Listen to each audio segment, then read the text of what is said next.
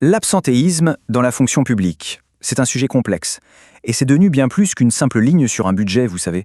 C'est un véritable enjeu stratégique, un enjeu majeur, qui nous oblige à repenser en profondeur nos manières de travailler et nos pratiques de management. Alors, regardez ce chiffre, 8 à 10%. C'est, dans certaines collectivités, le taux d'absentéisme moyen. Ce n'est pas juste une statistique, c'est un vrai signal d'alarme qui nous montre l'ampleur du défi. Oui, parce que l'impact financier, finalement, ce n'est que la partie visible de l'iceberg. Le vrai problème, il est plus profond. On parle d'une véritable fracture organisationnelle. Ça fragilise les équipes, ça désorganise complètement les services et ça met une pression énorme sur tout le monde, des agents jusqu'aux managers. C'est la qualité même du service public qui est en jeu. Alors comment on aborde un sujet aussi complexe? Eh bien voilà la feuille de route qu'on va suivre ensemble. D'abord, on va bien poser l'enjeu, ensuite on verra pourquoi il est crucial de comprendre avant d'agir, puis on se penchera sur les actions concrètes, la prévention, le rôle essentiel du manager, comment bien gérer les absences et les retours, et enfin l'importance de construire une culture partagée. Allez, première étape, cerner l'enjeu. Ce qu'il faut bien comprendre, c'est que l'absentéisme n'est pas un problème qui tombe du ciel. Non, c'est le symptôme de quelque chose de plus profond, souvent lié à l'organisation du travail et au management. Cette citation, elle résume parfaitement la situation. Derrière les pourcentages, il y a des réalités humaines, des équipes qui s'épuisent, des managers sous pression et des services publics qui ont du mal à assurer leur mission. Et c'est ça qui nous amène au cœur de la méthode. Pour agir efficacement, il faut d'abord et avant tout comprendre. Une bonne stratégie contre l'absentéisme commence toujours, obligatoirement, par un diagnostic précis et local. Parce qu'il n'y a pas de solution miracle qui marcherait partout. Exactement. L'absentéisme, ce n'est jamais un phénomène uniforme. Derrière ce mot se cachent des dizaines de réalités différentes.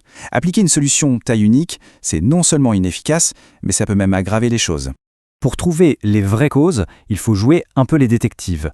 Est-ce que ça vient des conditions de travail physiques, de l'organisation elle-même, de tensions dans l'équipe? Pour le savoir, la clé, c'est de croiser les données chiffrées, celles des RH avec ce qui se dit sur le terrain. C'est comme ça, et seulement comme ça, qu'on peut repérer les vrais signaux faibles, comme une augmentation soudaine des absences courtes dans un service précis. Ok, une fois qu'on a bien compris le pourquoi et du comment, on peut passer à l'action. Et là, le levier le plus puissant, celui qui donne des résultats sur le long terme, c'est la prévention. Mais attention, la prévention, qu'est-ce que ça veut dire concrètement? Eh bien, ça veut dire s'attaquer aux conditions réelles de travail. C'est se poser des questions sur la charge de travail, la clarté des missions, la reconnaissance, l'autonomie. Bref, c'est agir sur les racines du problème, pas juste sur ses conséquences. Et pour piloter cette démarche, il y a un outil qui est souvent vu comme une contrainte administrative, mais qui est en fait formidable, le document unique. Bien utilisé, ce n'est pas juste un papier à remplir, c'est un véritable tableau de bord stratégique qui aide à choisir les bonnes actions, à suivre leur mise en place et surtout à mesurer si elles fonctionnent vraiment. Passons maintenant à un acteur qui est absolument au centre du jeu, le manager de proximité. Sa manière d'être, son écoute, ses compétences, tout ça a un impact direct et majeur sur la présence au travail de son équipe. Le fait est que le rôle du manager a profondément changé.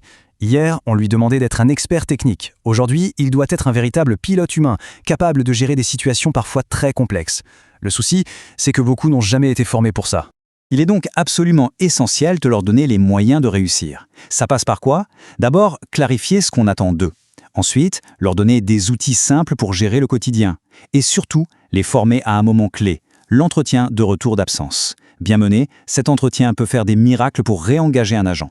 5e point de notre feuille de route, sécuriser et accompagner. Là, tout est une question d'équilibre. Un équilibre délicat mais crucial entre la rigueur juridique quand on gère un arrêt de travail et l'accompagnement humain pour bien préparer le retour. Commençons par le premier côté de la balance, la rigueur juridique. L'employeur public a des devoirs, c'est certain, mais il a aussi des droits pour suivre les arrêts maladie. Et l'utilisation de ces droits doit être irréprochable. Qu'est-ce que ça veut dire? Ça veut dire que chaque action, que ce soit un contrôle médical ou un simple suivi, doit être faite avec méthode, avec une bonne traçabilité et de manière proportionnée. Une gestion à la louche ou approximative, c'est le meilleur moyen de se retrouver avec des conflits et de briser la confiance. De l'autre côté, et c'est tout aussi essentiel, on a le soutien humain. Gérer activement le retour d'un agent après une absence, ce n'est pas une charge, c'est un investissement. Parce qu'un retour qui n'est pas préparé, c'est la porte ouverte à une rechute quasi certaine. Il faut donc anticiper, travailler avec la médecine du travail et ne pas avoir peur d'adapter le poste si c'est nécessaire. C'est cette approche proactive qui fait la différence pour une reprise réussie et durable. Et on arrive maintenant à la dernière pièce du puzzle, la clé de voûte de tout cet édifice. Pour que ça marche, il faut que tout le monde s'y mette. La lutte contre l'absentéisme ne peut pas et ne doit pas être seulement l'affaire de la direction des ressources humaines. C'est une responsabilité partagée. Chacun a son rôle à jouer. La DRH, bien sûr, en tant que stratège, mais aussi les managers au quotidien, les agents eux-mêmes et les partenaires sociaux. L'objectif, c'est de construire une véritable culture commune où tout le monde se sent concerné.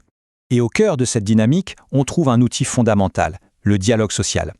Partager les chiffres en toute transparence, expliquer les enjeux et surtout, construire les solutions ensemble avec les représentants du personnel, c'est la seule façon d'avoir des réponses qui tiennent la route et qui sont acceptées sur le terrain.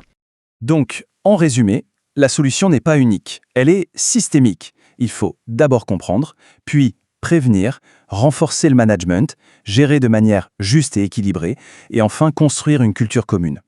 C'est cet ensemble d'actions cohérentes, menées sur le long terme, qui permet de vraiment faire bouger les choses. Finalement, tout ce parcours nous amène à une question de fond. Et si la lutte contre l'absentéisme, ce n'était pas une fin en soi, mais plutôt le meilleur prétexte pour repenser nos organisations, pour créer des environnements de travail plus sains, plus motivants, et pour se rappeler que la performance du service public commence, peut-être, tout simplement, par le bien-être de celles et ceux qui le font vivre chaque jour.